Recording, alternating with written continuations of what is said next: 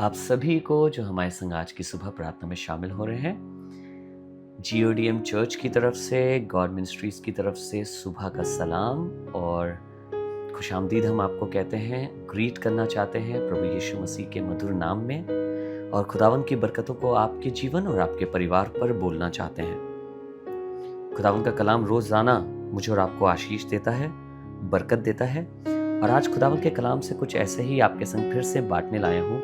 हम दिनों में बात कर रहे हैं ऐसे मनुष्य की या ऐसे मनुष्यों की जो अपने मन में कड़वाहट रखते हैं, छल रखते हैं, धोखा रखते हैं। आज का खुदा का कलाम नीति वचन 26 और उसकी 27वीं आयत से है। नीति वचन 26 और उसकी 27वीं आयत से खुदावन का कलाम कुछ इस तरीके से कहता है, जो गड्ढा खोदे वही उसमें गिरेगा और जो पत्थर लुढ़काए वह उलटकर उसी पर लुढ़काएगा।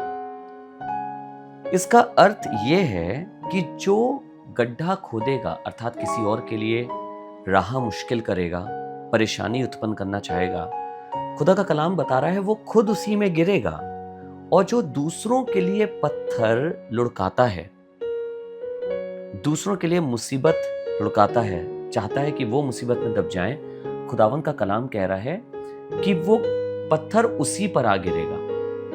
बहुत बार हमारे जीवन इसी में निकल जाते हैं कि हम दूसरों के लिए मुसीबत पैदा करें, पर खुदावन का कलाम एक बहुत खूबसूरत बात बताता है उसके लोगों के लिए, जो खुदावन के लोग हैं उनके विषय में लिखा है, तुम आशीष के लिए ही बुलाए गए हो, इसलिए आशीष दो। We are called to bless people. हम कर्ज करने के लिए नहीं बुलाए गए हैं, हम आशीष देने के लिए बुलाए गए हैं। और जरूरत है कि हम लोगों को बरकत दें, हम लोगों को आशीष दें। हमारे और आपके लिए बहुत इंपॉर्टेंट हो जाता है कि हम अपना जीवन देखें किस रीति से जीते हैं, अड़ंगा लगाने के लिए, लोगों की घात कराने के लिए, उनका नुकसान कराने के लिए, या हमारा जीवन लोगों के लिए बरकत का कारण है।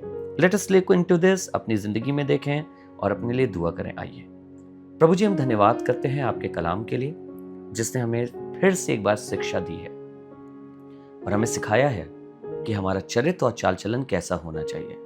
प्रभु, मैं यही दुआ करता हूं आपके विश्वासी जनों में से एक भी ऐसा ना हो जो किसी की जिंदगी के लिए ठोकर का कारण हो, वरन हमारी जिंदगियां लोगों को बरकत देने के काम आए, लोग हमारी जिंदगियों से आशीषित हों और खुदा यीशु मसीह हमारे द्वारा वो आपको जानने वाले हो सके। धन्यवाद प्रभु इन सब परिवारों के लिए, इन सब लोगों के लिए जो इन दुआओं को सुनते हैं, शामिल होते हैं, अपना समय देते हैं प्रभु। और मैं विश्वास करता हूं इनके द्वारा इनके जीवन बरकत पाते होंगे।